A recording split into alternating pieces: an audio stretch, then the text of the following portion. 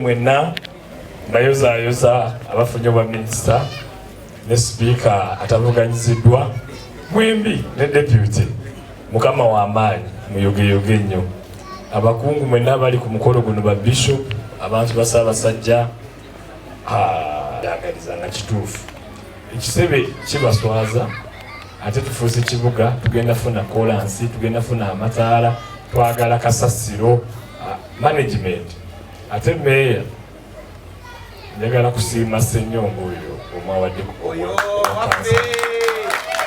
kubanga kati tulina olujegere olutuuka nga teluli mu makuuli ate abanno kumusanyusiza muli balungi muli friendly omanyi awalala bayomba naye bano atirisi maama wange Janati nze ngenda kuyita twogeremu kubanga nsanyuse wali eringa oli mu kalulu ne mwannyina zoono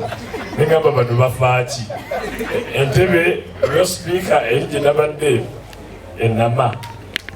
oyabadde ayagala oba sipiika atosobola inanga onalebo nze mbifuddemu nedepirega nange mbifuddemu ne babeera n'opoozi kati nkirabyeko nenamasaba mwebale nnyo enkola eno wemwebala abalamu nga temugenda tugenda mu kalulu kubanga abantu basatu tebasobola kukola ki kuwanguza nekyampisi wekyabadde naye kyampisi enkuba yo yaze netonnya saafunye mukisa kwebaza okuvuganya kulungi mubyo ate bwotawangula si kyekisembayo olina omukisa omulala okuweereza kati sipiika ne deputy musajja kudde ebisajja bibiri bisaawo ndugumaali mulabye batuku interest wetwali tugisaala kunago gye waaliwo empaka ndugumaali ono ajjukira bulungi ndugumaali kankole ku lugambo omugenzi kuno bwa Katonda muwe ekiwumulo ekyemirembe kuno bwa yali kansala ku district ng'ate sipiika ku district teekwena okuba omugagga ebweru meya tebabalonda bwe batyo bababuuza ne sente zolina nga tonneesimbawo meya si kitiibwa kyabyabufuzi nga ogamba kansala olina okuba load kyekibayisa baloodi ki naye kati oba omwavu kasasiro namuyoola otya oba omukogamba ekyo si kikyo kuno bwa yagamba bwati oba kansala mbuvuddeko oba meya mulekedde namujaali mumbaki ekirala kofe tunasalamu disitulikiti enakifuma tugifuka kyamaanyi naavaawo nga ngambye nkazire okulya lyange eryobwa kansala naye kuno bwa naatufaako so kati nebbanja eri abantu b'ennamataba nali musaale nga mutandika ekibuga kyammwe naye ekisanja kimu musinza ebibuga ebirala ekyo nga yozaayoza genda olabye tawuni kanso ezabasooka tebalinayo wadde akataala ka sola n'akamu katuyina ekizibu ky'akatale akatale meya mu speech yogedde ku tetulaba mutandika okulowooza ffe lwaki situli era tufuuka tutya mukafunye bulungi kati awo ebyobufuzi tubijjemu tufuuka tutya ekibuga tusobole okujja mu bannaffe mulaba akatale k'erugazi temukagala namataba mukono terina katale ekikalemeseza mukimanyi byabufuzi tebalina katale byabufuzi kati wano namujalinga wooli tusobola okufuka municipality ate netufuna ebyo abibuga ebirala bikola ki waliwo ekintu ekyannuma nafuna emmotoka 22 ezakasasiro naye nga constituency gyenkiikirira ebiseera ebyo nga tekuliko kibuga naye neŋŋamba wakiri kangisembeza okumpi ng'abakulembeze b'emukono waliwo kagimu nga si dipimbi nemuyita nemubuuza ekibuga kya kasasiro wenkikuwa okyaniriza nengakale nembawo ekimotoka ekyo kyemulaba ekinene ekyakasasiro emukono wadde baali mu opposition baali bakkiriza muki munkulaakulana era mukono yatambula okusinga nga bweri bano bakimanyi n'olwekyo meya namujaali owanise ebbango obagamba awanise eki olese standard etali ya bulijjo mu bameeya banno nkwebaza obutaleeta ntalo namujaali ono gwolaba ebyobufuzi bwe byatandika ebyokwesimbawo ne muwuliramu ageze mu BNRM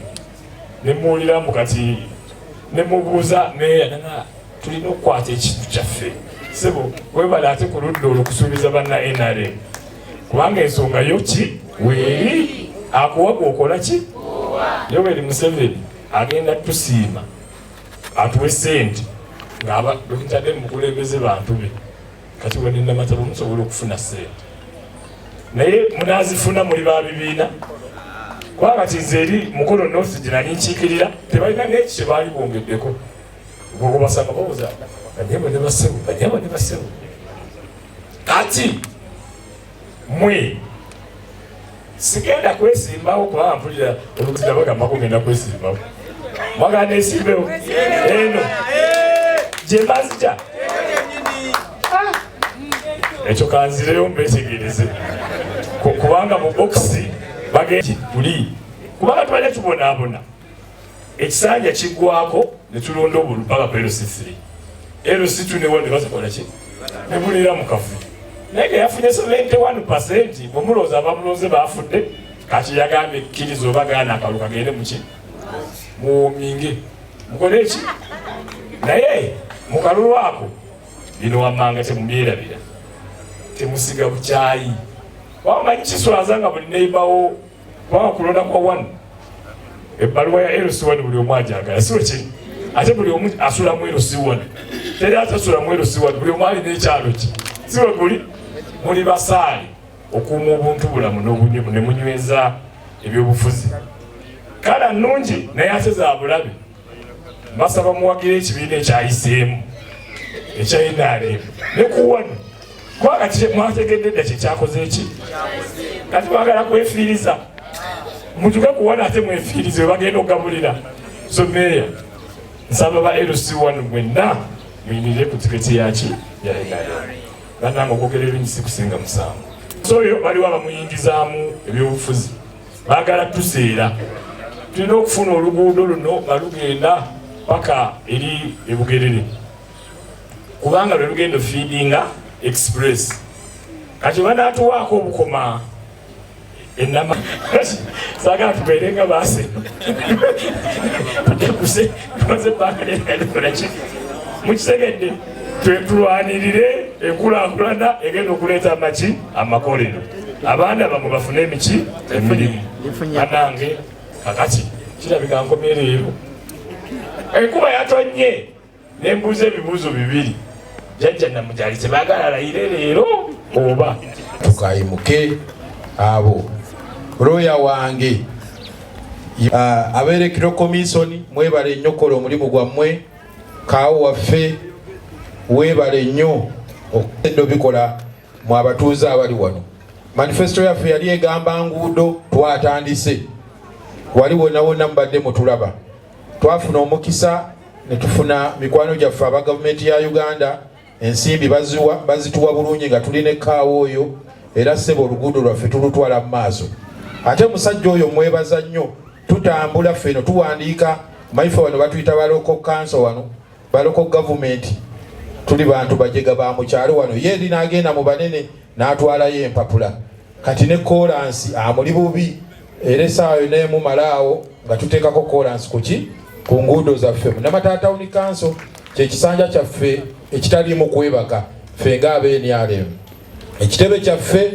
mu bajeti yaffe ffe twatandise okusenda already abantu abamu batulengera eri nebaza mutabani wange Collins omanyi ebintu bino tubiteekamu ikiriza bikola atambule engeri gye mubeeramu omwana ono musajja mulungi era Namatawuni kandi lady abaddaawo buli saawa atugoba neŋŋamba bannaye tusonyiwe ne tubeerawo tusonyiwe naye essaawa yonna tujja kgenda Katonda ng'ayagadde mwe bakansala bempadde obwa minisita mbu bawaddemuko kubagezesa myezi 6 ate gwe eddiini nadde ngenda kuwa deputy ogenze kuwagawaga n'ova ku nsonga ate nga kati wategedde nina Magi Kibuuku kati Magi Kibuuku niyetagala negwa ku Ndugumaali webale kuloga omusajja omuwangudde kati weetereze enkyojje ng'oli oyo naye ejjole ebyo bye mulimu mujja kujja tugire saagala nnyo mubeere ba baaka bencha kuba ttiimu eno mugiraba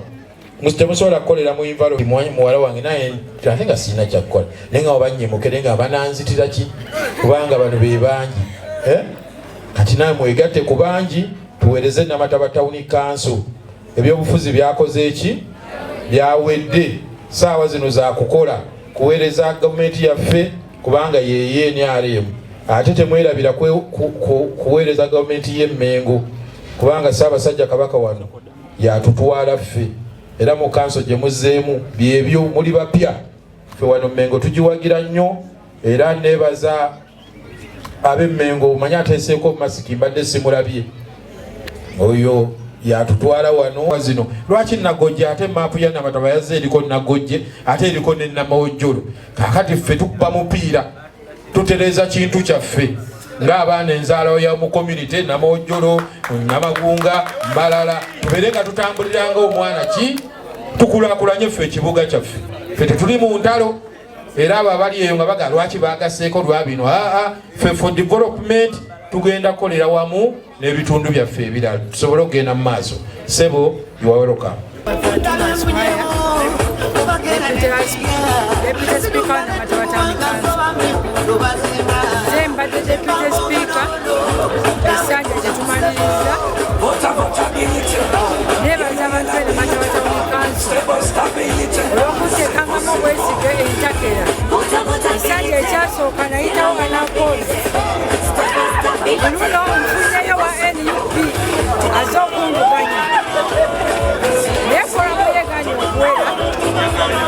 era n'empisa wano opozi neebaza abantu okunteekangamu obwesige enkyaneno era mbasuubiza savisi kyembadde nkola n'obukugu bwe neeyongeddeko ngenda kubaweereza okusingawo. Tima Fatuma Asmaya,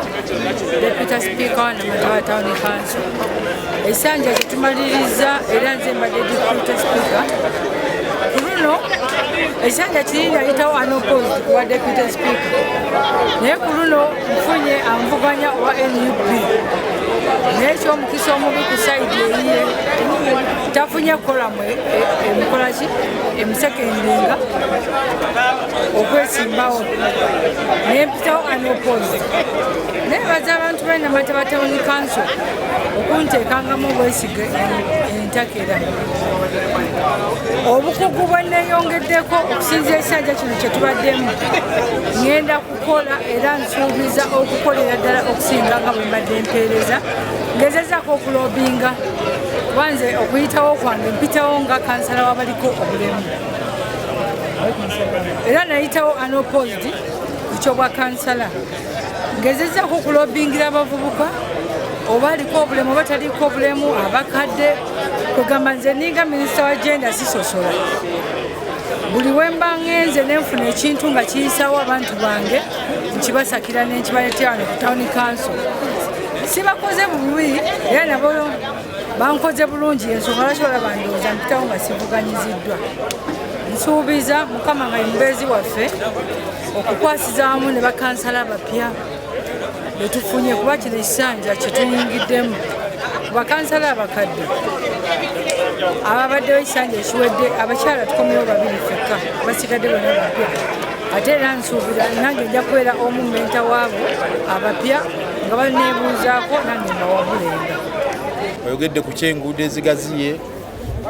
bannayuganda muyige okukozesa kuzamu ezo sente zizawa road back wabula za Namataba Town Council enguudo zolaba zitandise okugazibwa abantu bomuno bawa omusolo nga nze mbagamba kyovula tugukozesa ekyo kyennyini kyegulina okukola. Oluguudo olumu lwe tulina lwa gavumenti ya Uganda lwero luli olumwasanjala olugenda Nakaseeta Kanyogoga road olwo lugenda okukolebwako kolansi naye zisigadde zolaba tugaziya zonna ffe nga Namataba Town Council ffe tukyazeekolera. Remember tetunafuna kye bayita road fund kubanga palamenti yammwe ebadde ennaku zino n'olaba baginyenyanyeenya ebaddemu ebizibu bingi ne bukoodi kubeera nga Town Councils ne municipalities empya tebinabeera coded kyekizibu kye tubadde nakyo naye kansuubire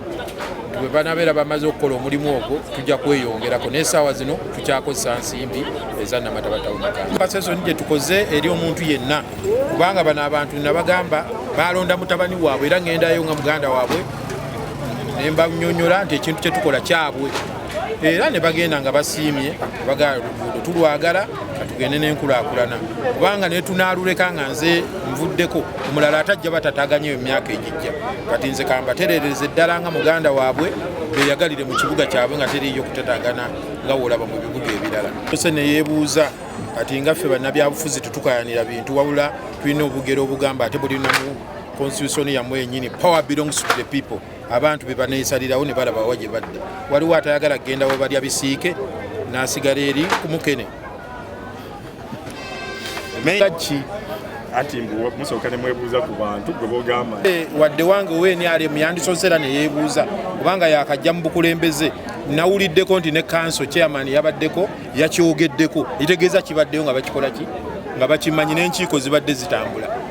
kati ye yakajja alina tweyungako bweyunzi tutambuze ekintu kigende mu maaso ate obukulembeze bwe tulimu si bwagamba nti tukayanira bukulembeze wabula ffe tukola nkulaakulana era Kampala City ensimbi zeetuwa ne message gyetuyisaamu yonna yonna eya development tugamba tudevelopinga bitundu byaffe so sikanira byabufuzi kati ffe lundi guli kanse yaliwo yali yakitegeera ne bavuma nnyo neyo yaliko wadde yaliwayo NUP ffe twakirwayo Mukono district yonna twagiwaayo ebeere etwalibwa Kampala City kati ye engeri gye yakajja batandika bajamu ebintu engeri gye bibadde bikola ki bitambula tekirina mataba wokka wabula jakisanga neina kifuma akisangewa twatwalibwa dda era obukulembeze bwaffe tusaavingibwa wamu ne bali ab'e Kampala City ekisanja kino tulina okukola eddwaliro tulina okukola ekitebe kyaffe n'enguudo ze twatandiseeko ebirala tujja bikola ate mu kiddako pozi nga tufunyeyo n'omulala atuyambako kuba munnaye naffe ensimbi si ze tulina ennyingi ebyo ebintu bye tukwatako biri mu buwumbi na buwumbi bwaki bwa nsimbi naye singa tuba tubifunye ffe munamata tusuubira tujja kubeera ba mulembe n'ekibuga kyaffe nga kirungi nnyo ekyeyagaza. Nyombi kansala omusajja omulondo w'omulukago Namataba Biward omusajja Namataba ni kansu ndi musanyufu olwokubanga nasobola okwangula akawuli nga mpangudde buli polling station yali mu muluka gwange era nakulwayo twali tungeze nti tusobodde okulayira Mukama mulungi tulayidde bulungi era ntutegeeza abantu mu muluka gwange tebalonda omusajja owaddala omusajja alina kunsongera omukozi ensonga zabeere zinakusa ekisanja ekiwedde egenda otandikiraku ekisanja gatusinga okuba nakuko mu muluka gwaffe ogwa Namataba B ya masanyalaze ate nga wesanga nti amasannyalaze ge tulina omuluka omunamba gasanabya nakyalo kimu ate nga tuli kitundu oba ku tawuni ezimu eziddirira obunene ezidda ku Namataba ne Kayanja so okwo okusomoza tukyalina kunene nalo kyali mu mbeera mbi tuligezaako nga abakulembeze ba Namataba ate wamu ne gavumenti ya NRM byogenda otandikirako kansala omulonda amaze okulayira akiikira omuluka gwe Namakunga Annex Namataba Olifansi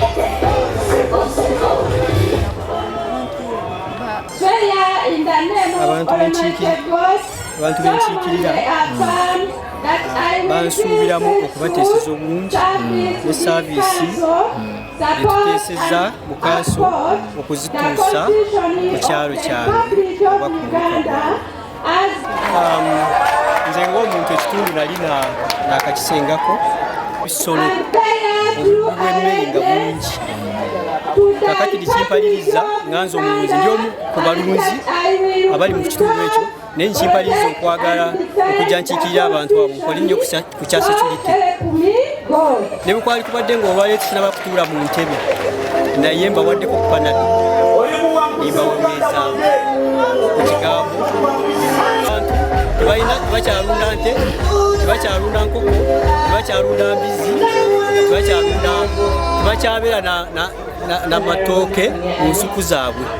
olwokuba nti ekitundu kyaffe kikyali mu byobulimi ninsala amagezi gonna okulaba nga nkolaki nga nkukendeeza kati engeri gyenfunye entebe eyokukirira kanso nja kuteera kudala amaanyi ndabe nga pulezidenti Museveni esente ze yawa abantu okwekulaakulanyiza Paris Bodo alimye ebitooke alunze embizi alunze ente ng'ebintu ebyo bikuumibwa era ngenda kukyongeramu nnyo amaanyi. N'olw'ensonga eyo kantwale omukisa guno okuyita kaawo agenda okulayiza